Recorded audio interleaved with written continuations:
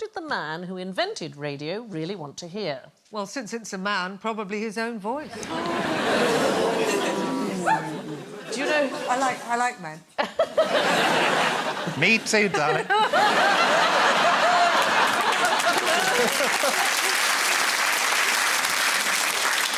Anybody know who that is? Marconi. It is Guglielmo Marconi, the inventor of radio. Well, certainly one of the great pioneers of radio. He formulated a theory that sound never died, it just got weaker and weaker.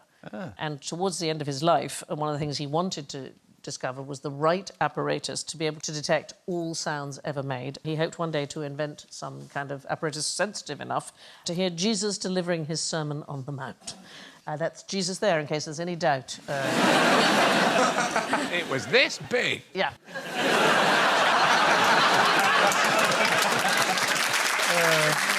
So, would he be right? Is it possible to detect sound from the past? Is it? No.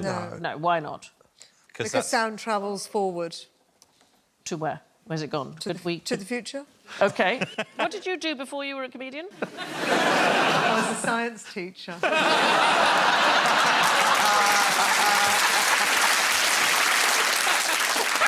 My students have done really well. They've all graduated from Feltham Institute for Young Offenders. So, here's the thing about sound waves. They're gradually absorbed by air molecules, until they're no longer audible. They're just absorbed. But he is astonishing, Marconi. He got his first wireless patent when he was just 22. He had no formal education in science. I love this. He was aided by a series of tutors and manservants. I know. I suspect his valet came up with it. That's fine.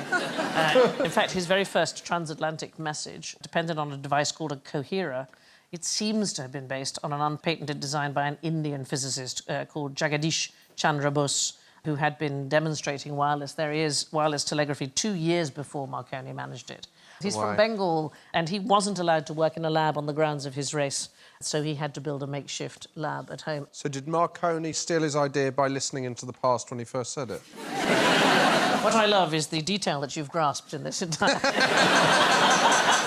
They were both at the Sermon on the Mount.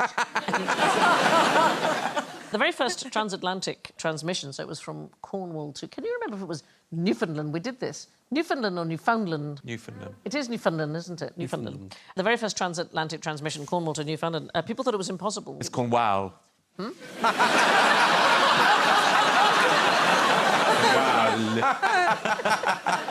Why did people think it was impossible to go... Curvature of the Earth? Curvature of the Earth, absolutely, because radio waves travel in a straight line and the Earth is curved. Is it? I thought it was flat.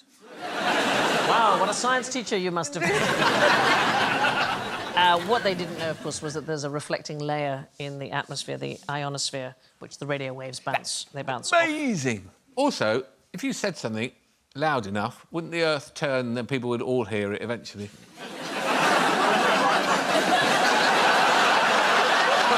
Yes, that's right, because sound travels forward. It's a good question. I remember being in a revolving restaurant with my cousin... You just said it's a good question to your own question. Yeah. I'll tell you why. I was in a revolving restaurant in Sydney with my cousin, and she put her handbag down, and it didn't turn up again for 40 minutes. You're right, sound is just like that. Thank you for watching. Do remember to subscribe to the QI channel and click here to watch more videos.